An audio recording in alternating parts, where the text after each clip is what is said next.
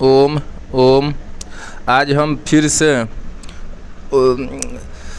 भारतीय राज्य व्यवस्था का जो नोट्स को पढ़ेंगे, जो द ऑफिसर्स एकेडमी का जो नोट्स है उस नोट्स को पढ़ेंगे।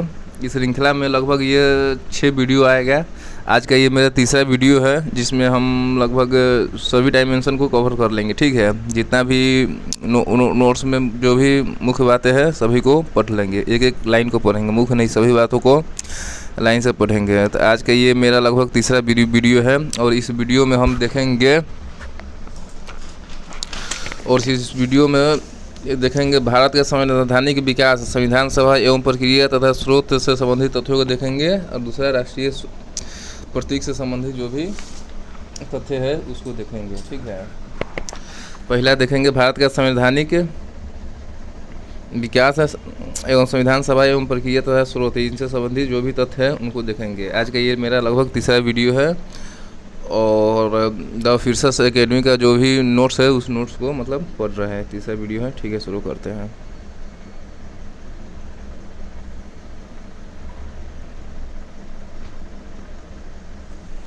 भारतीय संविधान के विकास की ऐतिहासिक पृष्ठभूमि क्या है? भारतीय संविधान के विकास की ऐतिहासिक पृष्ठभूमि है ब्रिटिश ईस्ट इंडिया कंपनी ने 1765 में बंगाल, बिहार और उड़ीसा की दीवानी अधिकार प्राप्त करने के लिए संवैधानिक विकास की प्रक्रिया आरंभ की ताकि ब्रिटिश साम्राज्य का विस्तार भारत में धीरे धीरे किया जा सके। ब्रिटिश ईस्ट इंडिया कंपनी ने 1765 में बंगाल, बिहार और उड़ीसा की दीवानी अधिकार प्राप्त करने के बाद संवैधानिक विकास की प्रक्रिया आरंभ की ताकि ब्रिटिश साम्राज्य का विस्तार भारत में धीरे धीरे किया जा सके।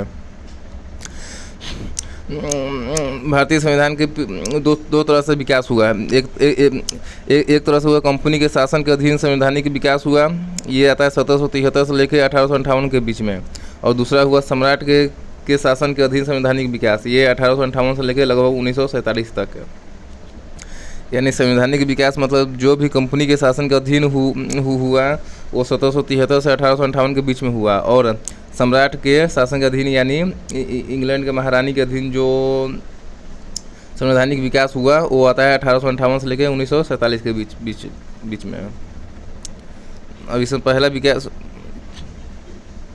अब हम देखेंगे कंपनी के शासन के अंतर्गत प्रमुख एक्ट।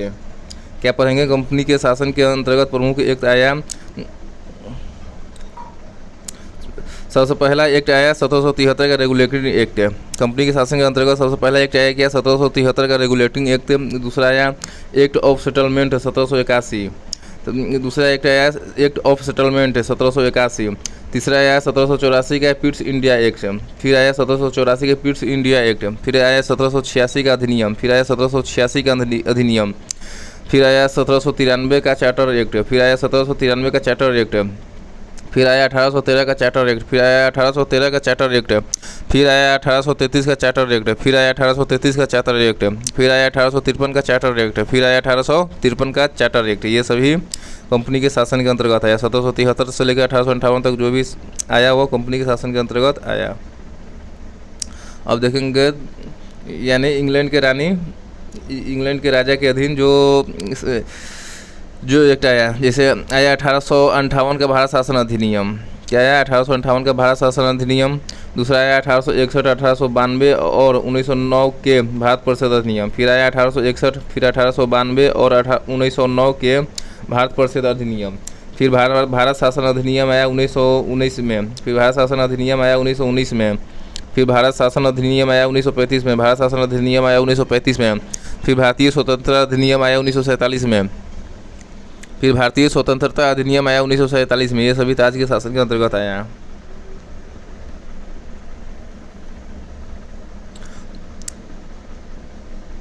अब पढ़ेंगे 1773 का रेगुलेटिंग एक्ट से संबंधित तथ्य को। 1773 के रेगुलेटिंग एक्ट से संबंधित तथ्य को। 1773 का रेगुलेटिंग एक्ट के तहत भारत के संवैधानिक विकास में पहला मील का पत्थर साबित हुआ। 1773 का रेगुलेटिंग एक्ट भारत के संवैधानिक विकास में पहला मील का पत्थर साबित हुआ। 1773 का रेगुलेटिंग एक्ट का उद्देश्य था कंपनी में व्याप्त कुप्रशासन एवं भ्रष्टाचार को दूर करना। 1773 का रेगुलेटिंग एक्ट का उद्देश्य था कंपनी में व्याप्त कुप्रशासन एवं भ्रष्टाचार को दूर करना। 1773 का रेगुलेटिंग एक्ट के तहत के माध्यम से ब्रिटिश संसद ने पहली बार भारत के मामलों में हस्तक्षेप किया, कंपनी के प्रशासनिक एवं राजनीतिक कार्यों को मान्यता दी। 1773 का रेगुलेटिंग एक्ट के माध्यम से ब्रिटिश संसद ने पहली बार भारत के मामलों में हस्तक्षेप किया और कंपनी के प्रशासनिक एवं राजनीतिक कार्यों को मान्यता दी। इस एक्ट के समय इंग्लैंड के पीएम लॉर्ड नॉर्थ थे। 1773 का रेगुलेटिंग एक्ट के समय इंग्लैंड का पीएम लॉर्ड नॉर्थ थे। 1773 के रेगुलेटिंग एक्ट की मुख्य बातें हैं। भारत में केंद्रीय प्रशासन की नींव रखी गई। 1773 का रेगुलेटिंग एक्ट के तहत भारत में केंद्रीय प्रशासन की नींव रखी गई। बंगाल का गवर्नर और बंगाल का गवर्नर जनरल कहलाया तथा मुंबई एवं मद्रास के गवर्नर इसके अधीन रखे गए। 1773 का रेगुलेटिंग एक्ट के तहत बंगाल का गवर्नर जनरल कहलाया तथा मुंबई एवं मद्रास के गवर्नर इसके अधीन रखे गए। बंगाल का प्रथम governor general Lord Warren Hastings 20 अक्टूबर 1773 को बने। 1773 का रेगुलेटिंग एक्ट के तहत बंगाल का प्रथम governor general Lord Warren Hastings 20 अक्टूबर 1773 को बने।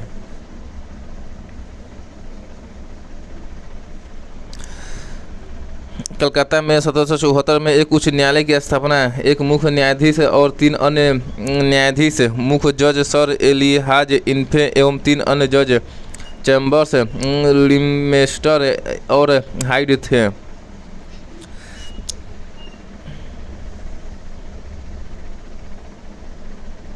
सत्रह सौ तिहत्तर के रेगुलेटिंग एक्ट के तहत कलकत्ता में 1774 में एक उच्च न्यायालय की स्थापना, एक मुख्य न्यायाधीश और 3 अन्य न्यायाधीश, मुख्य जज सर एलिहाज इन्फे एवं 3 अन्य जज चैम्बर्स, लिमेस्टर एवं हाइड थे।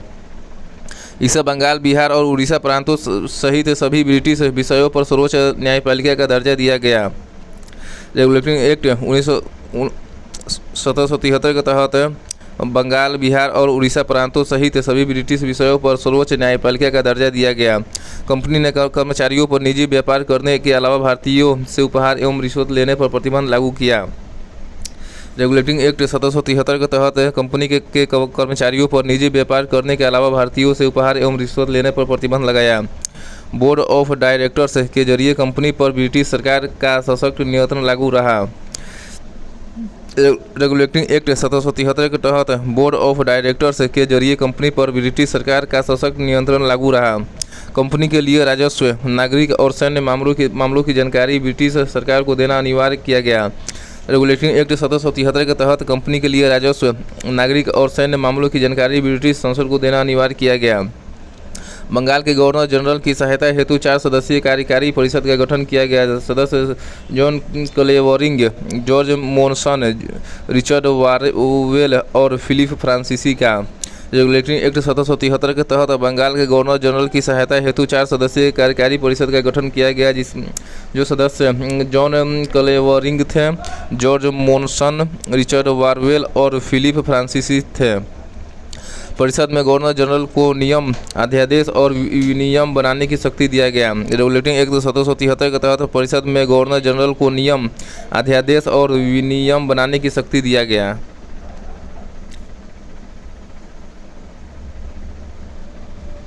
अब पढ़ेंगे act of settlement 1781। Act of settlement 1781 में आया। रेगुलेटिंग एक्ट की खामियों को दूर करने हेतु 5 जुलाई 1781 को पारित किया गया। रेगुलेटिंग एक्ट की खामियों को दूर करने हेतु 5 जुलाई 1781 को पारित किया गया act of settlement. Declaratory act या अमेंडिंग एक्ट ऑफ 1781 के नाम से प्रचलित है। एक्ट ऑफ सेटलमेंट 1781 ये डिक्लेरेटरी एक्ट या अमेंडिंग एक्ट ऑफ 1781 के नाम से भी प्रचलित है। एक्ट ऑफ सेटलमेंट लाने का मुख्य उद्देश्य सुप्रीम कोर्ट और गवर्नर जनरल के बीच शक्तियों का संतुलन करना था। एक्ट ऑफ सेटलमेंट 1781 लाने का मुख्य उद्देश्य सुप्रीम कोर्ट और गवर्नर जनरल के बीच शक्तियों का संतुलन करना था। इस एक्ट की मुख्य बातें: कलकत्ता की सरकार अब बंगाल के साथ बिहार और उड़ीसा हेतु भी विधि बना सकती है। एक्ट ऑफ सेटलमेंट एक्ट के तहत कलकत्ता की सरकार अब बंगाल के साथ बिहार और उड़ीसा हेतु भी विधि बना सकती है। एक्ट ऑफ सेटलमेंट के तहत सुप्रीम कोर्ट की शक्तियां में कमी हुई। कंपनी के सेवक, गवर्नर जनरल तथा काउंसिल अपने कार्य करने के दौरान कार्यवाहियों हेतु सुप्रीम कोर्ट के क्षेत्राधिकार से बाहर हो गए।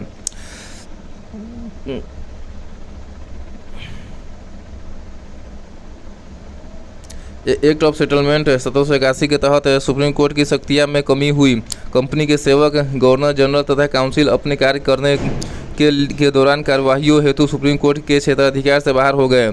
राजस्व वसूली संबंधी मामले भी कोर्ट के क्षेत्राधिकार में नहीं रहे।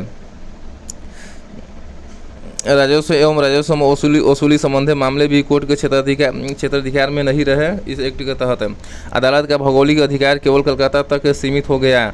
अदालत का भौगोलिक अधिकार केवल कोलकाता तक सीमित हो गया।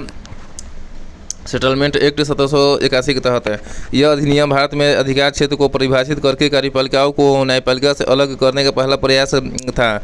सेटलमेंट एक्ट 1781 के तहत भारत में अधिकार क्षेत्र को परिभाषित करके कार्यपालिका को न्यायपालिका से अलग करने का प्रयास था।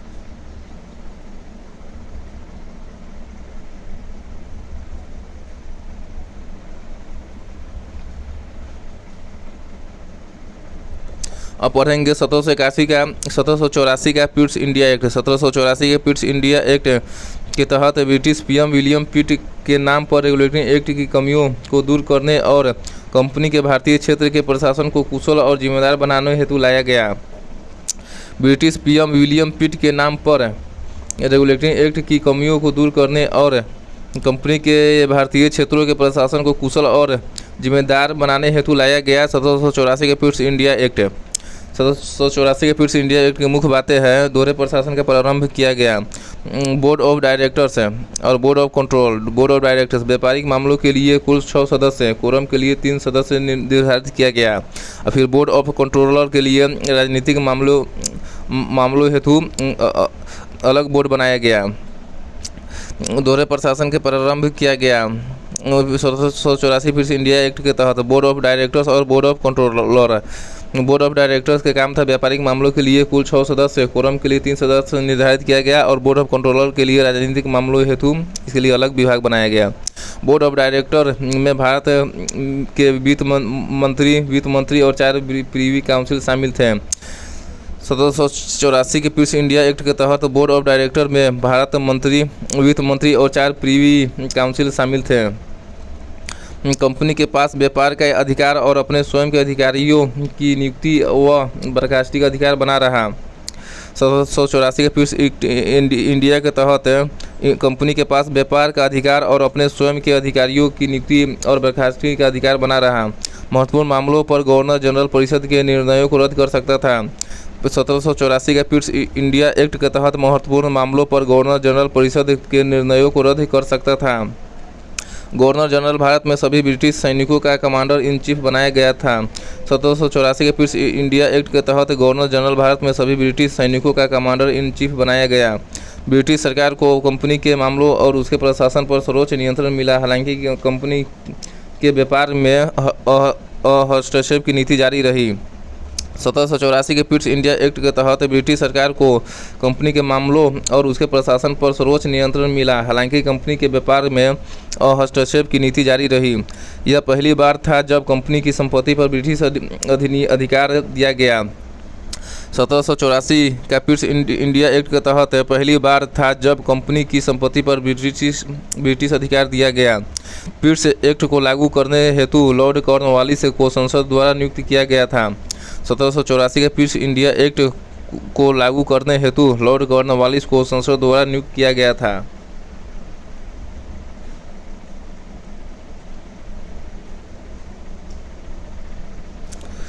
एक्ट ने कंपनी के व्यापारिक और राजनीतिक कार्यों को एक दूसरे से अलग कर दिया। 1784 के पिट्स इंडिया एक्ट के तहत कंपनी के व्यापारिक और राजनीतिक कार्यों को एक दूसरे से अलग किया गया।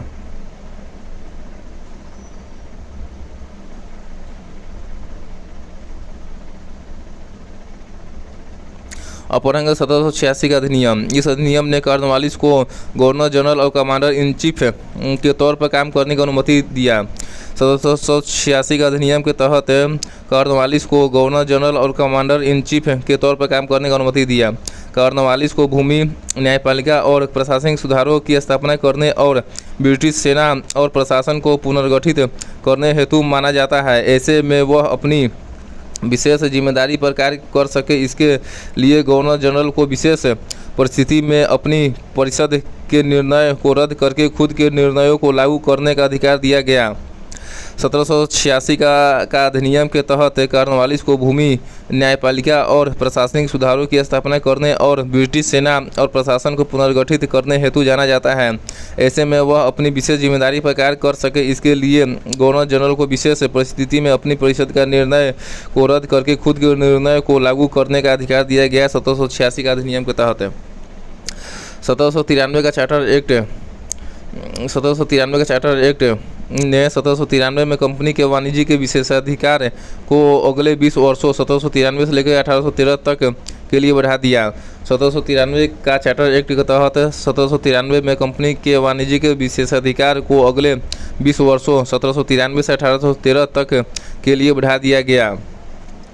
इस एक्ट के तहत बंगाल के गवर्नर जनरल कॉर्नवालिस द्वारा काउंसिल के निर्णयों के ऊपर अधिशासी शक्ति के प्रावधान को भविष्य के सभी गवर्नर जनरलों के साथ साथ प्रेसिडेंसी के गवर्नरों तक विस्तारित किया गया।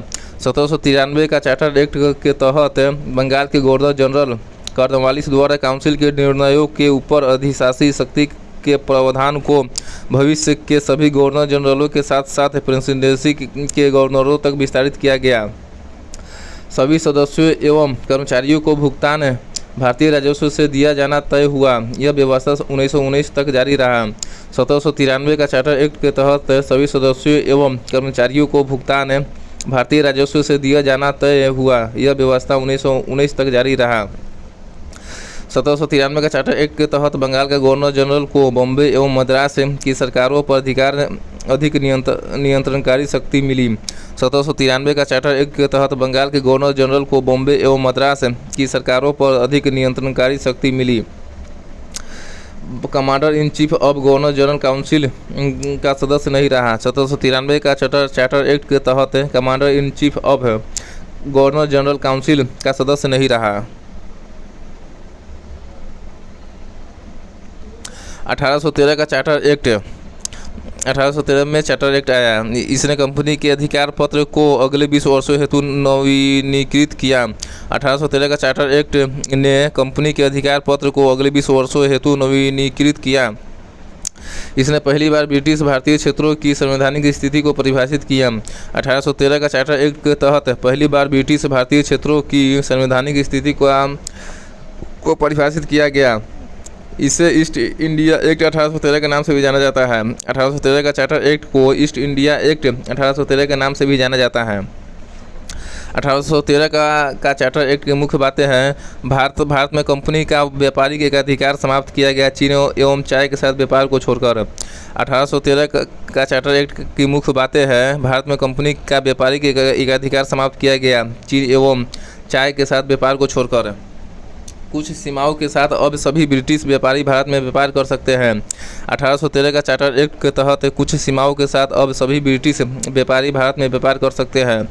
ईसाई मिशनरियों को भारत में धार्मिक और नैतिक सुधार की अनुमति मिली। 1813 के चार्टर एक्ट के तहत ईसाई मिशनरियों को भारत में धार्मिक और नैतिक सुधार की अनुमति मिली। शिक्षा में सुधार हेतु 1 लाख का अनुदान दिया गया। 1813 का चार्टर एक्ट के तहत शिक्षा में सुधार हेतु 1 लाख का अनुदान दिया गया। ब्रिटिश भारतीय क्षेत्रों में पश्चिमी शिक्षा के प्रचार प्रसार की शुरुआत की गई। 1813 का चार्टर एक्ट के तहत ब्रिटिश भारतीय क्षेत्रों में पश्चिमी शिक्षा के प्रचार प्रसार की शुरुआत की गई। कंपनी के क्षेत्रीय राजस्व सहित वाणिज्य के लाभ पर नियंत्रण करते हुए इन खातों को पृथक रखने का प्रावधान कंपनी का लाभांश 5% निर्धारित किया गया।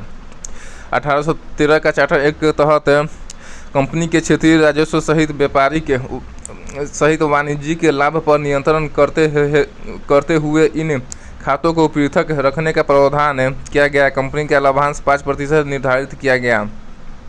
भारत में स्थानीय सरकारों को व्यक्तियों पर टैक्स लगाने की शक्ति मिली। भारत में स्थानीय सरकारों को व्यक्तियों पर टैक्स लगाने की शक्ति मिली।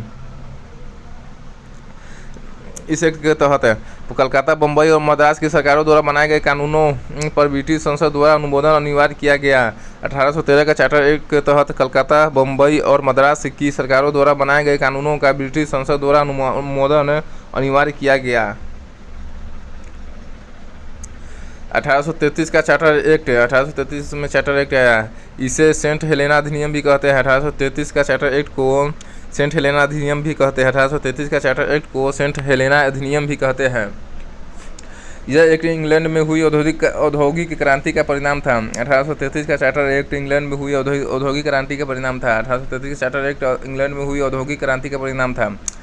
इसने ब्रिटिश ईस्ट इंडिया कंपनी को व्यावसायिक गतिविधियों को समाप्त कर उसे विशुद्ध रूप से प्रशासनिक निकाय बना दिया। 1833 का चार्टर एक्ट ने ब्रिटिश ईस्ट इंडिया कंपनी की व्यावसायिक गतिविधियों को समाप्त कर उसे विशुद्ध रूप से प्रशासनिक निकाय बना दिया। बंगाल का गवर्नर जनरल अब भारत का गवर्नर जनरल कहलाया। प्रथम लॉर्ड विलियम बेंटिंक था। 1833 के चार्टर एक्ट के तहत बंगाल के गवर्नर जनरल अब भारत का गवर्नर जनरल कहलाया। प्रथम भारत के governor general Lord William Bentinck था। एक्ट के तहत पहली बार सरकार का ब्रिटिश भारतीय क्षेत्र पर पूर्ण नियंत्रण हुआ। 1833 के चार्टर एक्ट के तहत पहली बार सरकार का ब्रिटिश भारतीय क्षेत्र पर पूर्ण नियंत्रण हुआ। भारत के गवर्नर जनरल को समूचे ब्रिटिश भारत में विधायी असीमित अधिकार मिले। वही मद्रास, बम्बई के गवर्नरों के विधायिका शक्ति को समाप्त किया गया।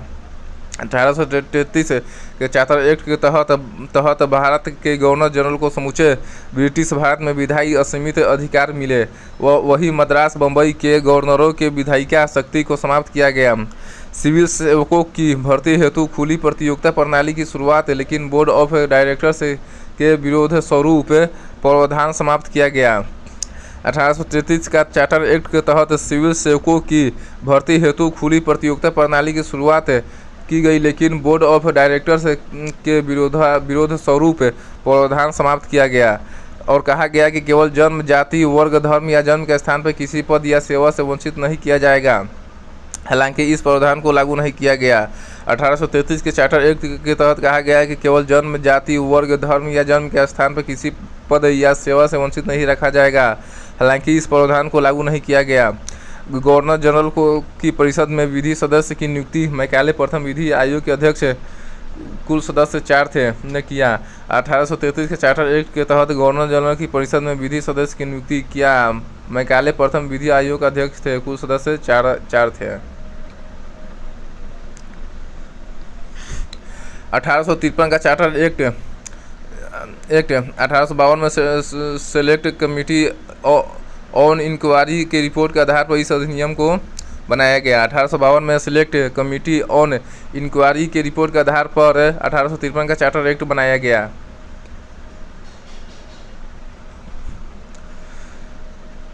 1852 में सेलेक्ट कमेटी ऑन इंक्वायरी के रिपोर्ट के आधार पर 1853 का चार्टर एक्ट को बनाया गया। इस एक्ट को लाने के 2 अन्य कारण थे। राजा राम मोहन राय की इंग्लैंड यात्रा एवं बॉम्बे और मद्रास नेटिव एसोसिएशन द्वारा सरकार पर दबाव बनाना। 1853 का चार्टर एक्ट लाने के 2 कारण थे। राजा राम मोहन राय की इंग्लैंड यात्रा एवं बॉम्बे और मद्रास नेटिव एसोसिएशन द्वारा सरकार पर दबाव बनाना। यह एक भारत में संसदीय प्रणाली की शुरुआत का प्रतीक है। 1853 का चार्टर एक्ट भारत में संसदीय प्रणाली की शुरुआत का प्रतीक है। इस समय डलहौजी भारत के गवर्नर जनरल था। 1853 के चार्टर एक्ट के समय डलहौजी भारत के गवर्नर जनरल था। 1853 का चार्टर एक्ट के तहत डलहौजी भारत के गवर्नर जनरल था। अब देखेंगे मुख्य बातें। गवर्नर जनरल की परिषद की विधायी एवं प्रशासनिक कार्यों को अलग किया गया। 1853 का चार्टर एक्ट के तहत गवर्नर जनरल की परिषद के विधायी एवं प्रशासनिक कार्यों को अलग किया गया। 6 विधान पार्षद की नियुक्ति कर भारतीय विधान परिषद का गठन हुआ। इसने छोटी संसद की भांति कार्य किया। 1853 का चार्टर एक्ट के तहत 6 विधान पार्षद की नियुक्ति कर भारतीय विधान परिषद का गठन हुआ। इसने छोटी संसद की भांति कार्य किया। कोर्ट ऑफ डायरेक्टर्स के सदस्यों की संख्या 24 से घटाकर 18 किया गया। 1853 का चार्टर एक्ट के तहत कोर्ट ऑफ डायरेक्टर्स के सदस्यों की संख्या 24 से घटाकर 18 किया गया। कंपनी के उच्च पदों को प्रतियोगी परीक्षा के आधार पर भरने हेतु 1854 में मैकाले समिति का गठन किया गया। सिविल सेवा में भारतीयों की नियुक्ति शुरू हुआ। 1853 का चार्टर एक्ट के तहत कंपनी के उच्च पदों को प्रतियोगी परीक्षा के आधार पर भरने हेतु 1854 में मैकाले समिति का गठन हुआ। सिविल सेवा में भारतीयों की नियुक्ति शुरू हुआ। कंपनी से लेकर भारतीय क्षेत्र ब्रिटिश राज्य के कब्जे में रूपांतरित करने की शुरुआत हुआ, हालांकि निश्चित समय तक निर्धारण नहीं हुआ। 1853 का चार्टर एक्ट के तहत कंपनी से लेकर भारतीय क्षेत्र ब्रिटिश राज्य के कब्जे में रूपांतरित करने की शुरुआत हुआ, हालांकि निश्चित समय निर्धारित नहीं हुआ। गवर्नर जनरल को बंगाल के प्रशासनिक कर्तव्यों से मुक्त कर दिया गया। 1853 का चार्टर एक्ट के तहत गवर्नर जनरल को बंगाल के प्रशासनिक कर्तव्यों से मुक्त कर दिया गया। पहली बार भारतीय केंद्रीय विधान परिषद में स्थानीय प्रतिनिधित्व शुरू हुआ। इसके लिए 6 नए सदस्यों में से 4 को बंगाल, मद्रास, बम्बई और आगरा की प्रांतीय सरकारों द्वारा चुना जाना था। 1853 का चार्टर एक्ट के तहत पहली बार भारतीय केंद्रीय विधान परिषद में स्थानीय प्रतिनिधित्व शुरू हुआ। इसके लिए 6 नए सदस्यों में से 4 को बंगाल, मद्रास, बम्बई, मुंबई, आगरा की प्रांतीय सरकारों द्वारा चुना जाना था।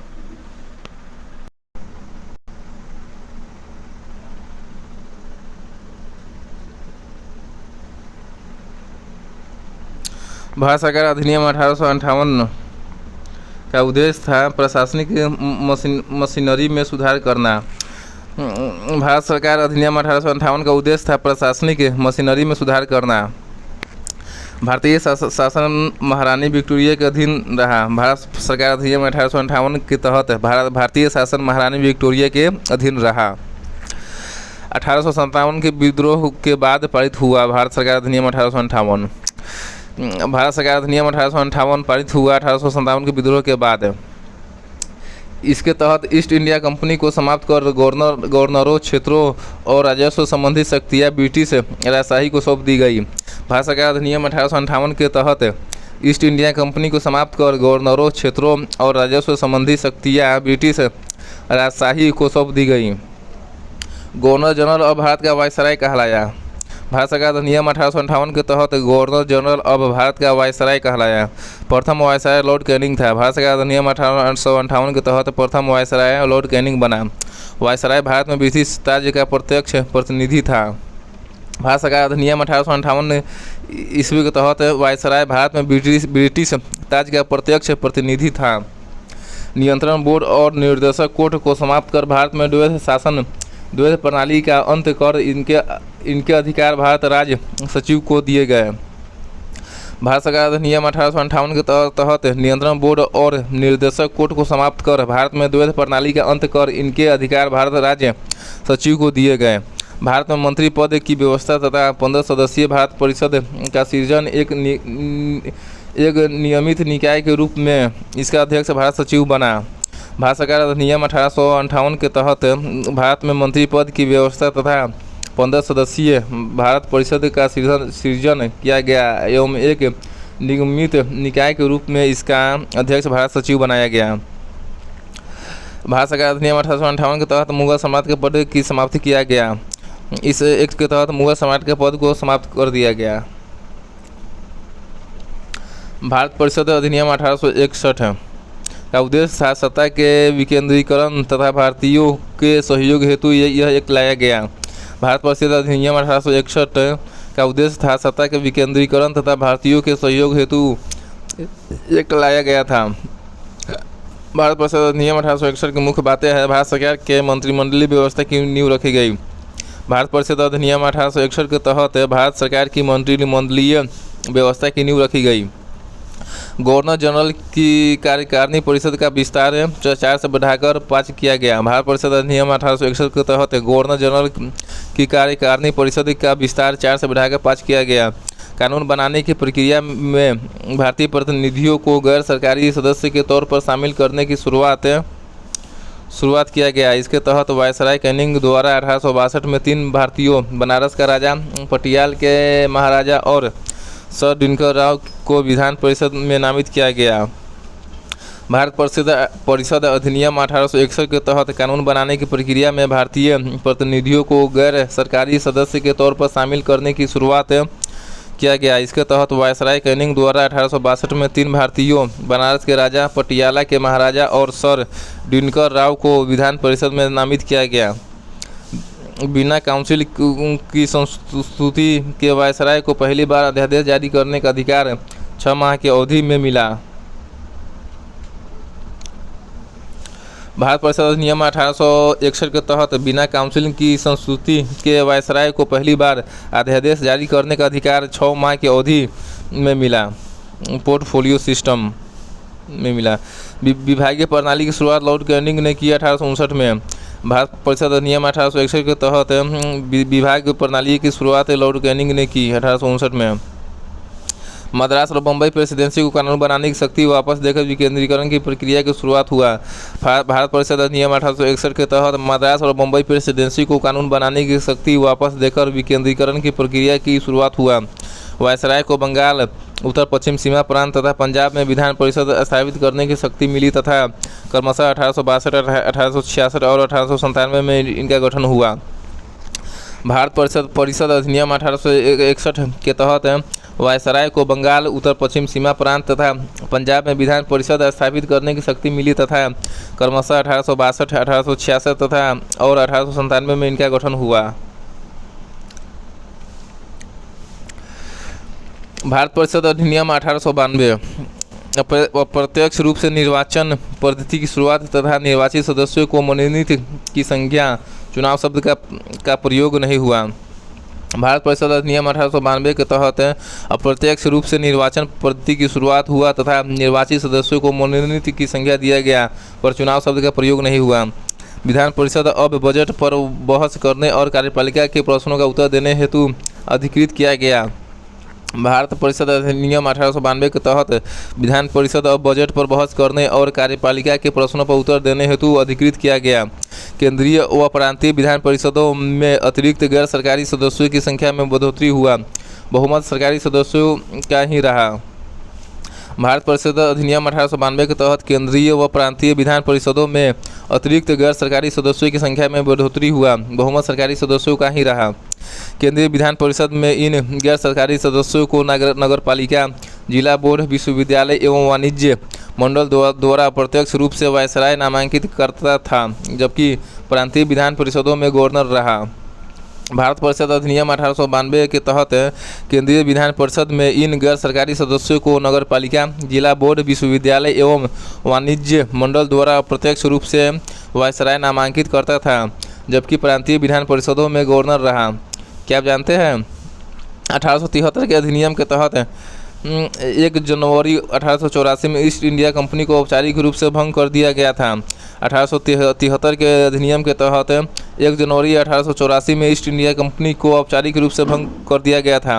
1873 के अधिनियम के तहत 1 जनवरी 1884 में ईस्ट इंडिया कंपनी को औपचारिक रूप से भंग कर दिया गया। शाही उपाधि एक्ट 1876 में आया। इसके द्वारा 28 अप्रैल 1876 ईस्वी को बंगाल की सम्राज्ञी के रूप में महारानी विक्टोरिया को घोषित किया गया। शाही उपाधि एक्ट 1876 में आया। इसके द्वारा 28 अप्रैल 1876 को इसको भारत की सम्राज्ञी के रूप में महारानी विक्टोरिया को घोषित किया गया।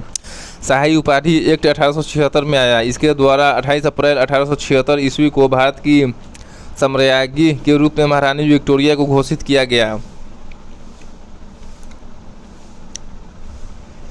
भारत परिषद अधिनियम 1909 के तहत मार्ले मिंटो सुधार के नाम से परिचालित हुआ। भारत परिषद अधिनियम 1909 ये मार्ले मिंटो सुधार के नाम से परिचालित हुआ। लॉर्ड मार्ले भारत के राज्य सचिव, जबकि मिंटो भारत के वायसराय था।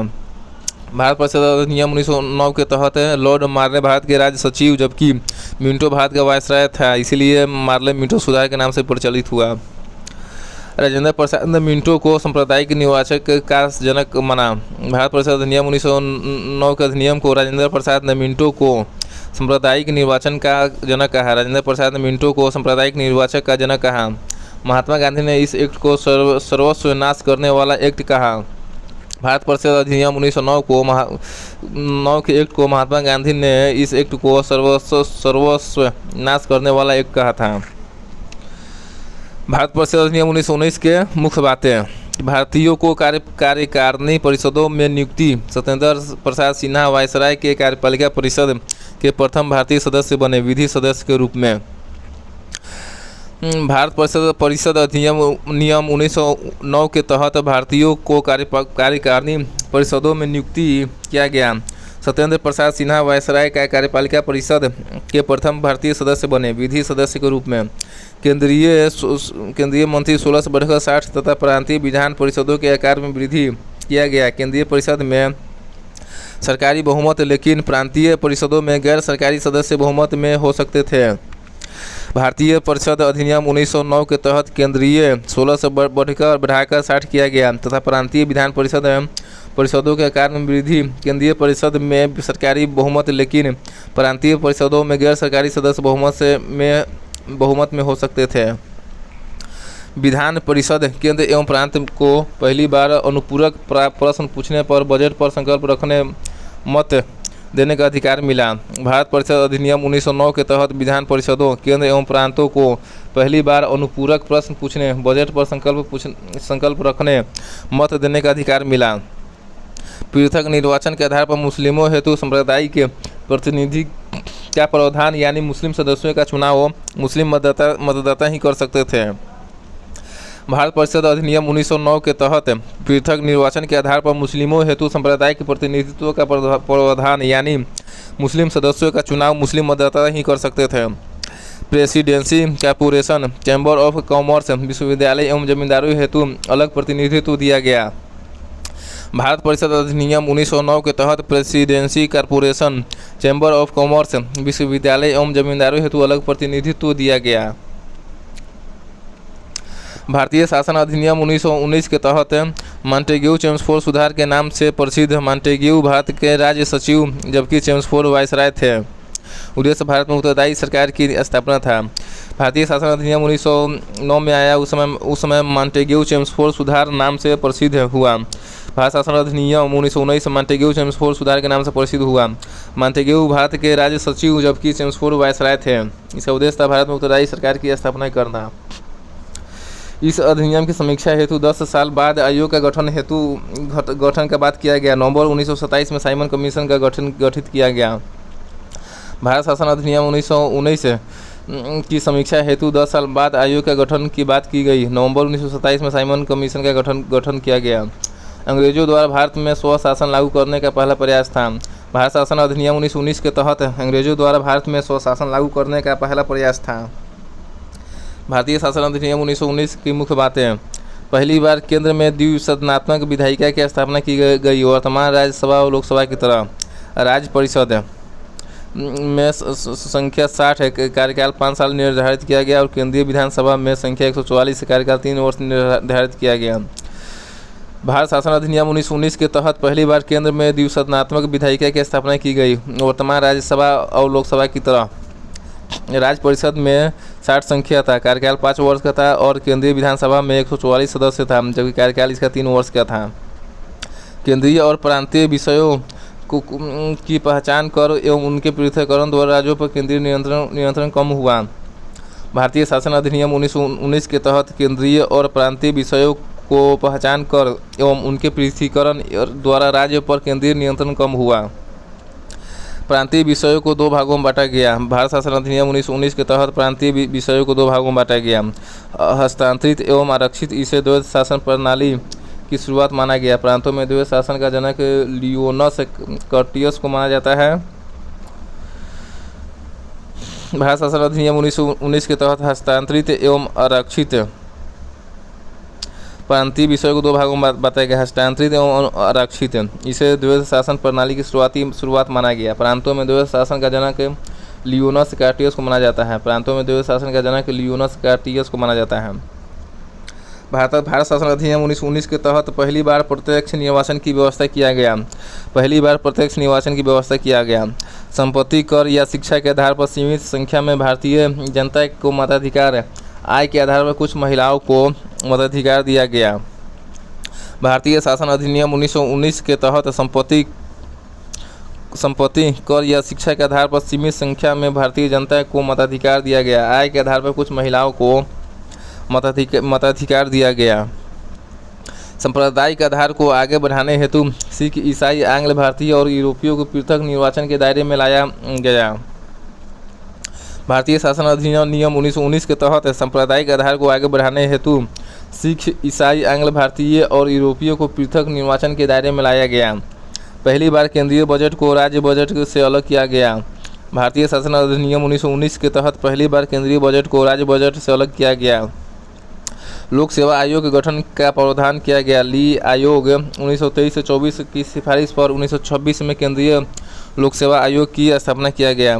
लोक सेवा आयोग के गठन का प्रावधान ली आयोग 1923 से 24 की सिफारिश पर 1926 में केंद्रीय लोक सेवा आयोग का स्थापना किया गया। भारत शासन अधिनियम 1919 के तहत इस अधिनियम की समीक्षा के लिए 10 साल बाद एक आयोग का गठन का प्रावधान किया गया। भारत शासन अधिनियम 1919 की समीक्षा के लिए 10 वर्ष बाद एक आयोग का गठन का प्रावधान किया गया। भारत शासन अधिनियम 1935 गोलमेज सम्मेलन की असफलता के बाद लाया गया। भारत शासन अधिनियम 1935 गोलमेज सम्मेलन की असफलता के बाद लाया गया। भारत शासन अधिनियम 1935 गोलमेज सम्मेलन की असफलता के बाद लाया गया। 1935 के अधिनियम हेतु बनी समिति के अध्यक्ष लॉर्ड लिनलिथगो थे। भारत शासन अधिनियम 1935 के अधिनियम हेतु बनी समिति के अध्यक्ष लॉर्ड लिनलिथगो थे। 1935 के अधिनियम हेतु बनी समिति के अध्यक्ष लॉर्ड लिनलिथगो थे। इस अधिनियम में 321 अनुच्छेद और 10 अनुसूचियाँ थी, जिनमें से अधिकांश को आज़ादी के बाद भारतीय संविधान में अपना लिया गया। भारत शासन अधिनियम 1935 के तहत अधिनियम में 321 अनुच्छेद और 10 अनुसूचियाँ थी, जिनमें से अधिकांश को आज़ादी के बाद भारतीय संविधान में अपना लिया गया। भारत शासन अधिनियम 1935 की मुख्य बातें: अखिल भारतीय संघ की स्थापना होगी, जिसमें ब्रिटिश प्रांत अनिवार्यतः रियायत स्वैच्छिक शामिल होती, लेकिन रियासतों को इसमें शामिल न होने से यह संघीय व्यवस्था कभी अस्तित्व में नहीं आई। भारत शासन अधिनियम 1935 के तहत अखिल भारतीय संघ की स्थापना होगी, जिसमें ब्रिटिश प्रांत अनिवार्यतः रियायत स्वैच्छिक शामिल होती, लेकिन रियासतों को इसमें शामिल न होने से यह संघीय व्यवस्था कभी अस्तित्व में नहीं आई। प्रांतों में द्वैत शासन का अंत और केंद्र में इस प्रणाली का आरंभ हुआ। भारत शासन अधिनियम 1935 के तहत प्रांतों में द्वैत शासन का अंत और केंद्र में इस प्रणाली का आरंभ हुआ। संघ सूची, राज सूची और समवर्ती सूची के आधार पर शक्तियों का बंटवारा किया गया। अवशिष्ट शक्तियाँ वायसराय को दी गई। भारत शासन अधिनियम 1935 के तहत संघ सूची, राज सूची और समवर्ती सूची के आधार पर शक्तियों का बंटवारा किया गया। अवशिष्ट शक्तियाँ वायसराय को दी गई।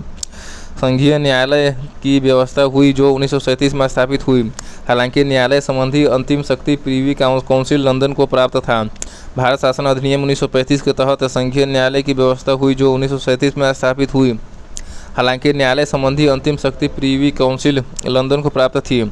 1858 द्वारा स्थापित भारत शासन एक्ट की समाप्ति हुआ। भारत शासन अधिनियम 1935 के तहत 1858 द्वारा स्थापित भारत शासन एक्ट को समाप्त कर दिया गया। मताधिकार का विस्तार किया गया। लगभग 10% आबादी को मताधिकार का अधिकार दिया गया। भारत शासन अधिनियम 1935 के तहत मताधिकार का विस्तार हुआ। लगभग 10% आबादी को दिया गया। सांप्रदायिक निर्वाचन के विस्तार के जरिए दलितों, महिलाओं और मजदूर वर्ग को शामिल किया गया। भारत शासन अधिनियम 1935 के तहत सांप्रदायिक निर्वाचन के विस्तार के जरिए दलितों, महिलाओं और मजदूर वर्ग को शामिल किया गया। 6 राज्यों में द्विसदनीय व्यवस्था प्रारंभ हुआ: बंगाल, मुंबई, मद्रास, बिहार, संयुक्त प्रांत और असम में। भारत शासन अधिनियम 1935 के तहत 6 राज्यों में द्विसदनात्मक व्यवस्था प्रारंभ हुआ: बंगाल, मुंबई, मद्रास, बिहार, संयुक्त प्रांत और असम में। देश की मुद्रा और साख पर नियंत्रण हेतु रिजर्व बैंक की स्थापना हुआ। रिजर्व बैंक एक्ट 1934 के तहत भारत शासन अधिनियम 1935 के तहत देश की मुद्रा और साख पर नियंत्रण हेतु रिजर्व बैंक की स्थापना किया गया। रिजर्व बैंक एक्ट 1934 के तहत यूपीएससी और प्रांतीय सेवा आयोग की स्थापना किया गया। भारत शासन अधिनियम 1935 के तहत यूपीएससी और प्रांतीय सेवा आयोग की स्थापना किया गया। वर्मा भारत से अलग हुआ। 1936 में उड़ीसा का निर्माण किया गया। भारत शासन अधिनियम 1935 के तहत वर्मा भारत से अलग हुआ। 1936 में उड़ीसा का निर्माण किया गया। भारतीय स्वतंत्रता अधिनियम 1947 में आया। 3 जून 1947 को माउंटबेटन प्लान पेश हुआ।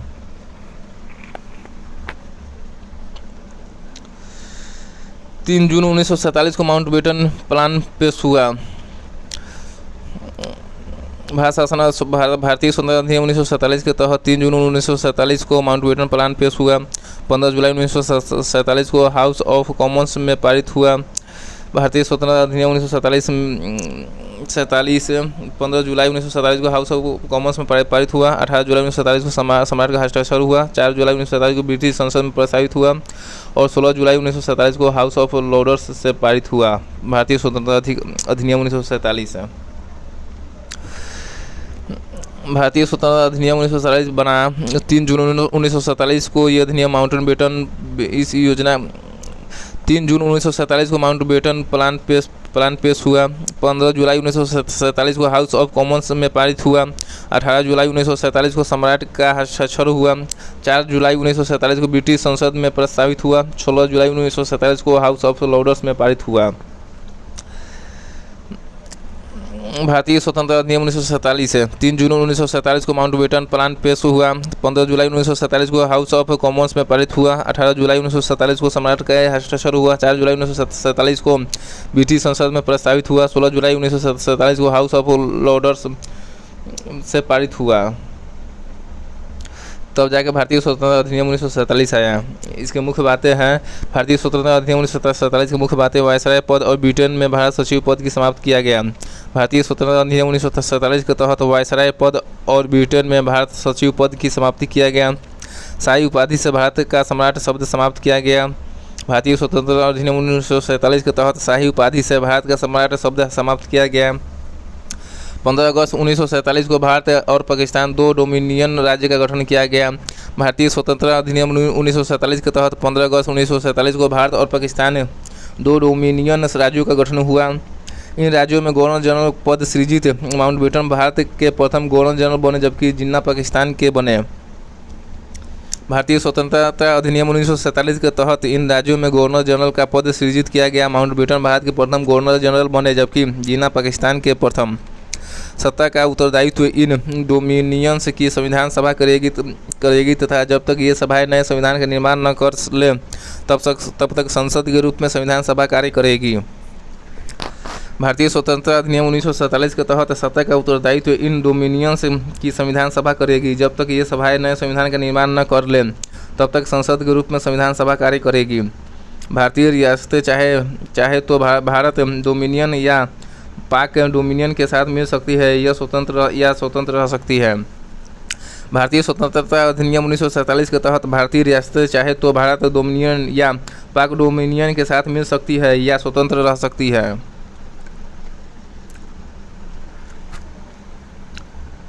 अब पढ़ेंगे संविधान सभा। संविधान सभा की पृष्ठभूमि: प्रथम मांग मई 1934 में रांची में स्वराज पार्टी ने की थी। संविधान सभा की सर्वप्रथम मांग 1934 में रांची में स्वराज पार्टी ने की थी। संविधान सभा की सर्वप्रथम मांग 1934 में रांची में स्वराज पार्टी ने की थी। वर्ष 1934 में इस गठन का विचार M.N. राय ने दिया। संविधान सभा के गठन का विचार 1934 में M.N. राय ने दिया। संविधान सभा के गठन का विचार 1934 में M.N. राय ने दिया। भारतीय राष्ट्रीय कांग्रेस ने पहली बार 1935 में संविधान सभा की मांग की। भारतीय राष्ट्रीय कांग्रेस ने पहली बार वर्ष 1935 में संविधान सभा की मांग की।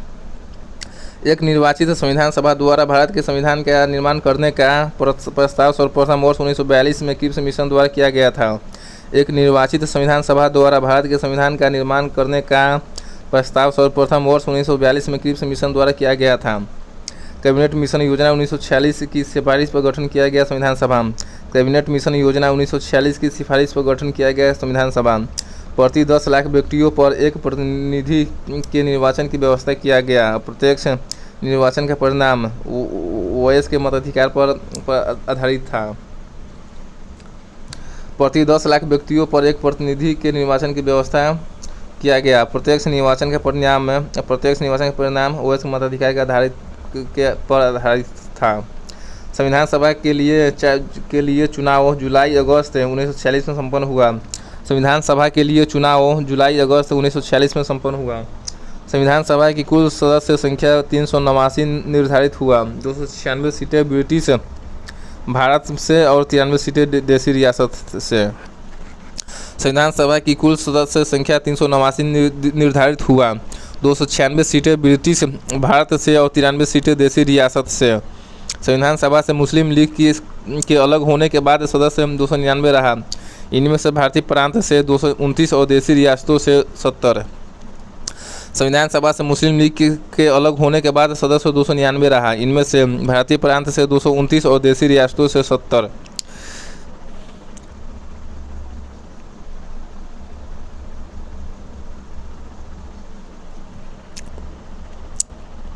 देसी रियासतों ने संविधान सभा में भाग नहीं लिया। देसी रियासतों ने संविधान सभा में भाग नहीं लिया। राज्यों की विधानसभाओं का उपयोग निर्वाचक मंडल के रूप में किया गया। राज्यों की विधानसभा का उपयोग निर्वाचक मंडल के रूप में किया गया। 9 दिसंबर 1946 को सभा की पहली बैठक में कुल 207 सदस्यों ने हिस्सा लिया। संविधान सभा के 9 दिसंबर 1946 को संविधान सभा की पहली बैठक में कुल 207 सदस्यों ने भाग लिया। 9 दिसंबर 1946 को संविधान सभा की पहली बैठक में कुल 207 सदस्यों ने हिस्सा लिया। 9 दिसंबर 1946 को संविधान सभा की प्रथम बैठक के अस्थायी अध्यक्ष डॉक्टर सच्चिदानंद सिन्हा थे। 9 दिसंबर 1946 को संविधान सभा की प्रथम बैठक की अस्थायी अध्यक्ष डॉक्टर सच्चिदानंद सिन्हा थे।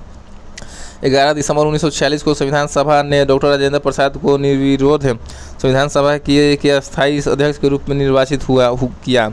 11 दिसंबर 1946 को संविधान सभा ने डॉक्टर राजेंद्र प्रसाद को निर्विरोध रूप से संविधान सभा के अस्थायी अध्यक्ष के रूप में निर्वाचित हुए। संविधान सभा के सचिव HVR अयंगर थे। संविधान सभा के मुख्य प्रारूपकार HN मुखर्जी थे। संविधान सभा के सचिव HVR अयंगर थे। संविधान सभा का मुख्य प्रारूपकार HN मुखर्जी थे।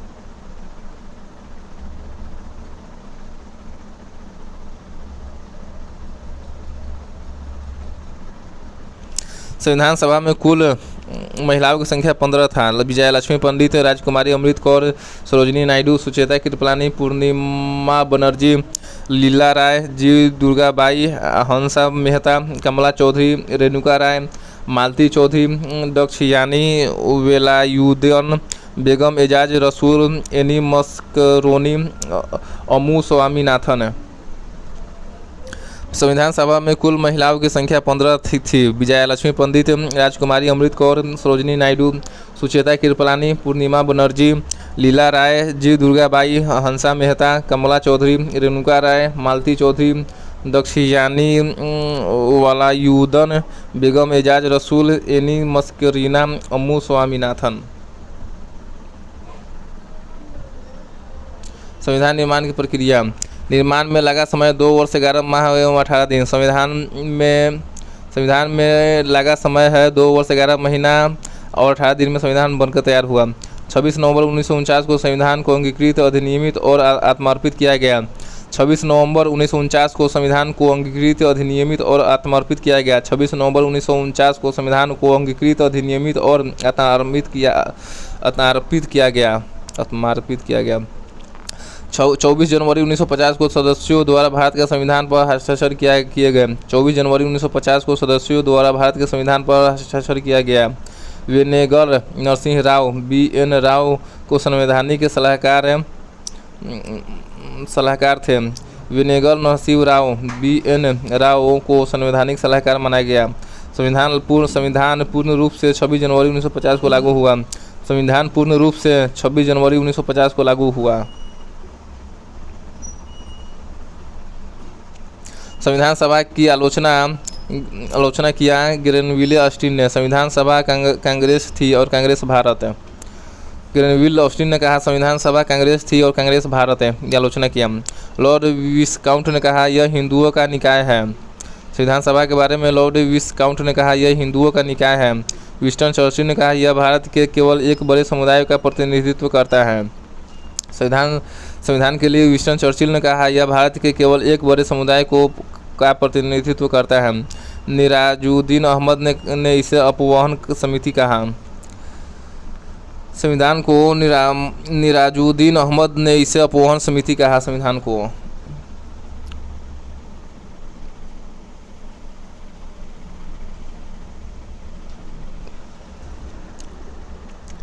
कार्य संचालन समिति थे के एन मुंशी। संविधान की कार्य संचालन समिति थे के एन मुंशी। सुप्रीम कोर्ट हेतु तदर्थ समिति के अध्यक्ष थे एच वरदाचार्यर।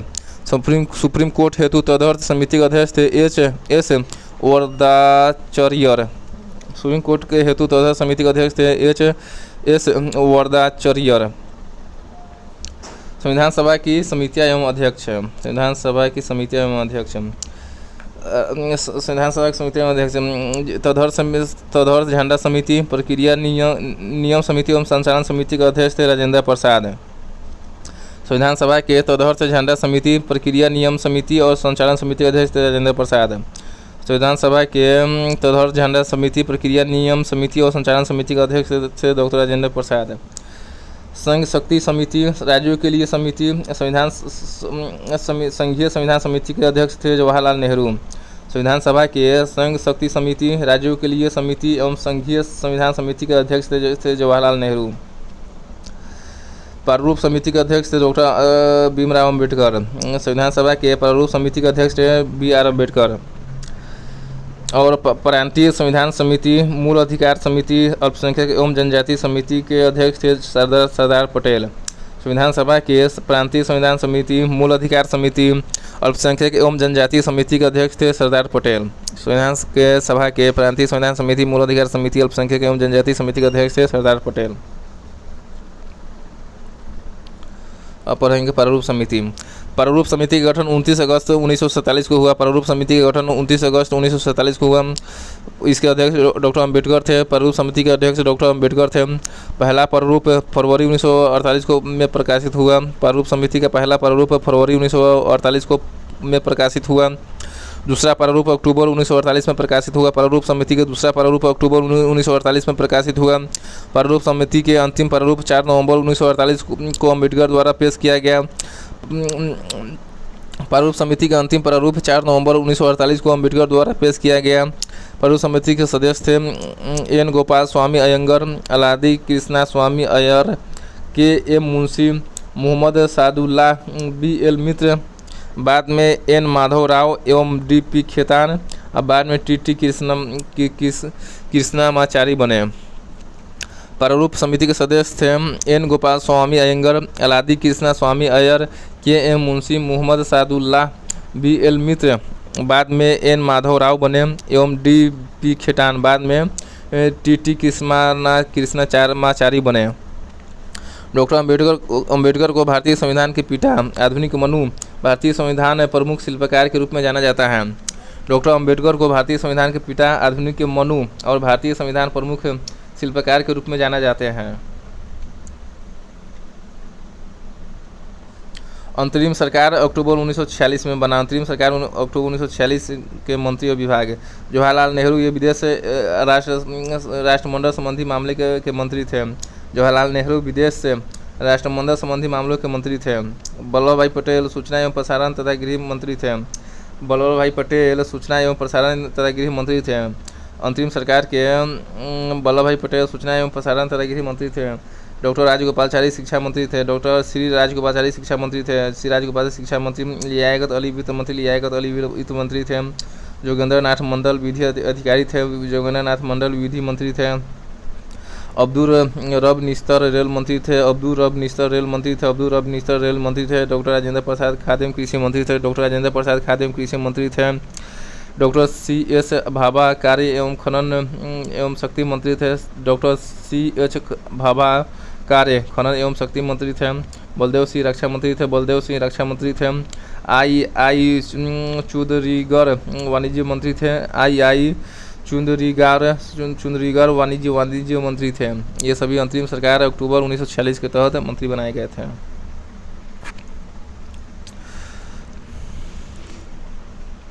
अंतरिम सरकार 1946 के तहत मंत्री एवं विभाग बने। जवाहरलाल नेहरू विदेश राष्ट्र मंडल संबंधी मामले के मंत्री थे। वल्लभ भाई पटेल सूचना एवं प्रसारण तथा गृह मंत्री थे।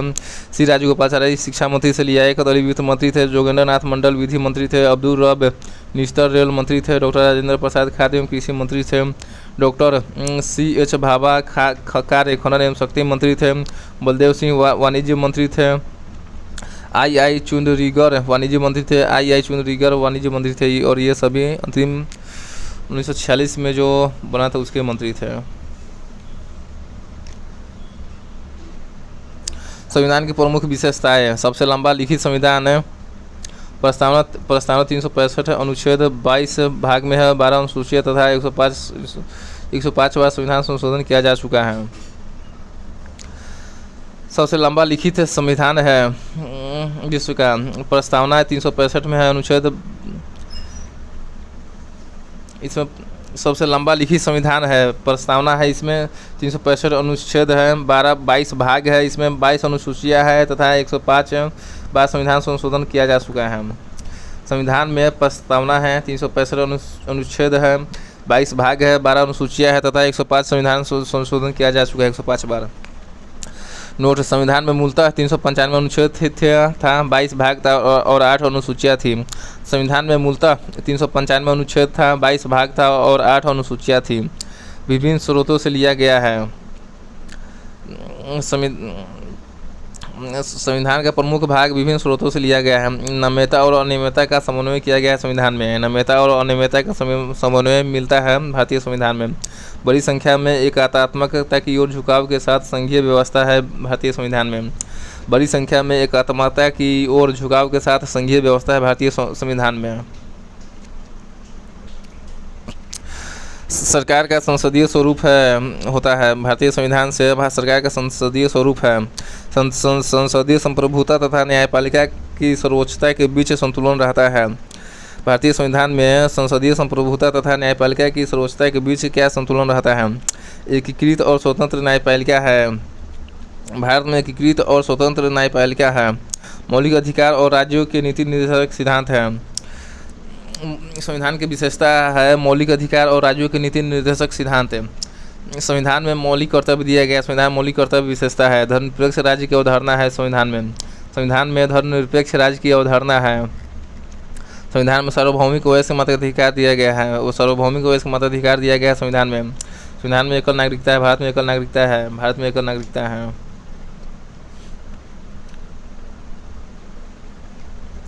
संविधान के एकात्मक लक्षण है। एक सशक्त केंद्र, एक संविधान, एकल नागरिकता, संविधान का लचीलापन, एकीकृत न्यायपालिका, केंद्र द्वारा राज्यपाल की नियुक्ति, अखिल भारतीय सेवाएं, आपातकालीन प्रावधान इत्यादि। ये सभी क्या है संविधान के एकात्मक लक्षण है। एक सशक्त केंद्र, एक संविधान, एकल नागरिकता, संविधान का लचीलापन, एकीकृत न्यायपालिका, केंद्र द्वारा राज्य की नियुक्ति, केंद्र द्वारा राज्यपाल की नियुक्ति, अखिल भारतीय सेवाएं, आपातकालीन प्रावधान। ये सभी क्या है संविधान में एकात्मक लक्षण है। संघात्मक लक्षण। द्वैध राज्य पद्धति, लिखित संविधान, शक्तियों का विभाजन, संविधान की सर्वोच्चता, कठोर संविधान, स्वतंत्र न्यायपालिका, द्विसदनीय विधायिका। ये सभी क्या है संगठनात्मक लक्षण है संविधान का। द्वैध राज्य पद्धति, लिखित संविधान, शक्तियों का विभाजन, संविधान की सर्वोच्चता, कठोर संविधान, स्वतंत्र न्यायपालिका, द्विसदनीय विधायिका। ये सभी संगठनात्मक लक्षण है संविधान का। भारतीय संविधान को विस्तृत बनाने का कारण था भौगोलिक कारण, ऐतिहासिक कारण एवं भारतीय संविधान को विस्तृत बनाने के कारण था भौगोलिक कारण, भारत का विस्तार एवं विविधता के कारण, ऐतिहासिक कारण था भारत शासन अधिनियम 1935 का विस्तृत होना था और जम्मू व कश्मीर को छोड़कर शेष भारत हेतु एकल संविधान बनाना था। संविधान सभा में कानून विशेषज्ञों का प्रभुत्व था, इसलिए भारतीय संविधान बड़ा हुआ। भारतीय संविधान को विस्तृत बनाने के कारण था भौगोलिक कारण, भारत का विस्तार एवं विविधता से भरा था। ऐतिहासिक कारण, भारत शासन अधिनियम 1935 का विस्तृत होना था। जम्मू व कश्मीर को छोड़कर शेष भारत हेतु एकल संविधान बनाना। संविधान सभा में कानून विशेषज्ञों का प्रभुत्व प्रभुत्व था। क्या आप जानते हैं ज्ञानपीठ पुरस्कार यह सबसे पुराना और सर्वोच्च साहित्य अवार्ड है। ज्ञानपीठ पुरस्कार केवल उन लेखकों को दिया जाता है जो अंग्रेजी तथा संविधान की 8वीं अनुसूची में उल्लिखित 22 भारतीय भाषाओं में लिखते हैं। ज्ञानपीठ पुरस्कार सबसे पुराना और सर्वोच्च साहित्य अवार्ड है। ज्ञानपीठ पुरस्कार केवल उन लेखकों को दिया जाता है जो अंग्रेजी तथा संविधान की 8वीं अनुसूची में उल्लिखित 22 भारतीय भाषाओं में लिखते हैं। ज्ञानपीठ पुरस्कार सबसे पुराना और सर्वोच्च साहित्य अवार्ड है। ज्ञानपीठ पुरस्कार केवल उन लेखकों को दिया जाता है जो अंग्रेजी तथा संविधान की 8वीं अनुसूची में उल्लिखित 22 भारतीय भाषाओं में लिखते हैं। साहित्य अकादमी अवार्ड संविधान में शामिल 22 भाषाओं के अलावा अंग्रेजी और राजस्थानी भाषा के लेखकों को दिया जाता है। साहित्य अकादमी अवार्ड संविधान में शामिल 22 भाषाओं के अलावा अंग्रेजी और राजस्थानी भाषा के लेखकों को दिया जाता है। साहित्य अकादमी अवार्ड संविधान में शामिल 22 भाषाओं के अलावा अंग्रेजी और राजस्थानी भाषा के लेखकों को दिया जाता है।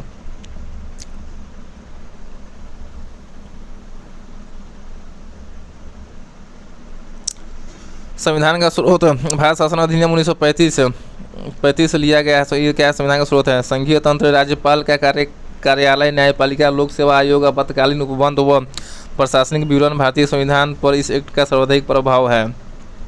भारत शासन अधिनियम 1935 से संघीय तंत्र, राज्यपाल का कार्यालय, न्यायपालिका, लोक सेवा आयोग, आपातकालीन उपबंध व प्रशासनिक विवरण। भारतीय संविधान पर इस एक्ट का सर्वाधिक प्रभाव है।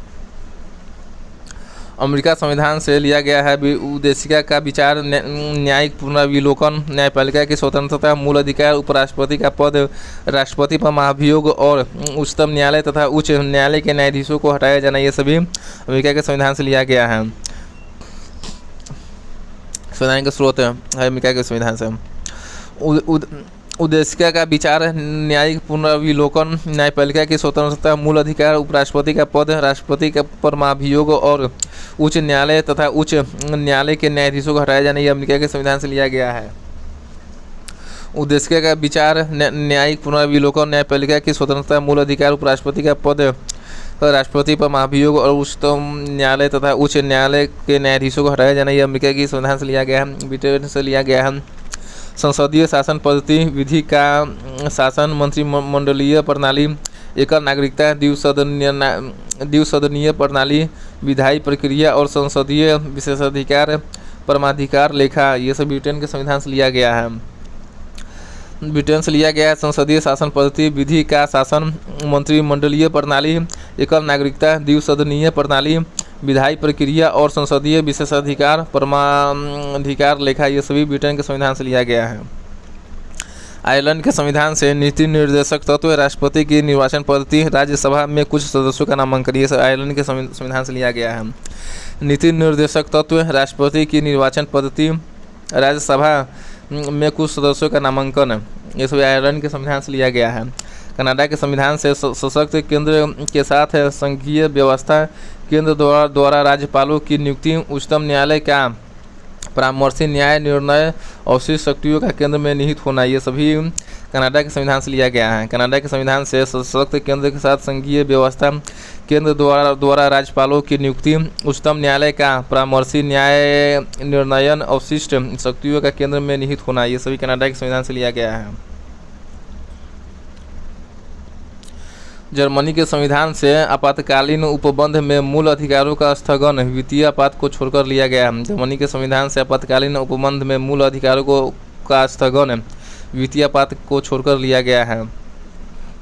जापान के संविधान से विधि द्वारा स्थापित प्रक्रिया लिया गया है। जापान के संविधान से विधि द्वारा स्थापित प्रक्रिया लिया गया है। ऑस्ट्रेलिया के संविधान से संसद के दोनों सदनों की संयुक्त बैठक, उद्देशिका की भाषा, व्यापार, वाणिज्य और समागम की स्वतंत्रता तथा समवर्ती सूची की व्यवस्था ग्रहण की गई है। ऑस्ट्रेलिया के संविधान से ऑस्ट्रेलिया के संविधान से संसद के दोनों सदनों की संयुक्त बैठक, उद्देशिका की भाषा, व्यापार, वाणिज्य और समागम की स्वतंत्रता तथा समवर्ती सूची की व्यवस्था ग्रहण की गई है। ऑस्ट्रेलिया के संविधान से सोवियत संघ के संविधान से मूल कर्तव्य तथा प्रस्तावना में न्याय, सामाजिक, आर्थिक एवं राजनीतिक के आदर्श को लिया गया है। सोवियत संघ के संविधान से मूल कर्तव्य तथा प्रस्तावना में न्याय, सामाजिक, आर्थिक एवं राजनीतिक के आदर्श को लिया गया है। सोवियत संघ के संविधान से फ्रांस के संविधान से गणतंत्रात्मक और प्रस्तावना में स्वतंत्रता, समता और बंधुता के आदर्श लिया गया है। फ्रांस के संविधान से गणतंत्रात्मक और प्रस्तावना में स्वतंत्रता, समता और बंधुता का आदर्श लिया गया है फ्रांस के संविधान से। दक्षिण अफ्रीका के संविधान से संविधान संशोधन की व्यवस्था, राज्यसभा के सदस्यों का निर्वाचन, ये सभी लिया गया है। दक्षिण अफ्रीका के संविधान से संविधान संशोधन की व्यवस्था, राज्यसभा के सदस्यों का निर्वाचन, ये सभी दक्षिण अफ्रीका के संविधान से लिया गया है।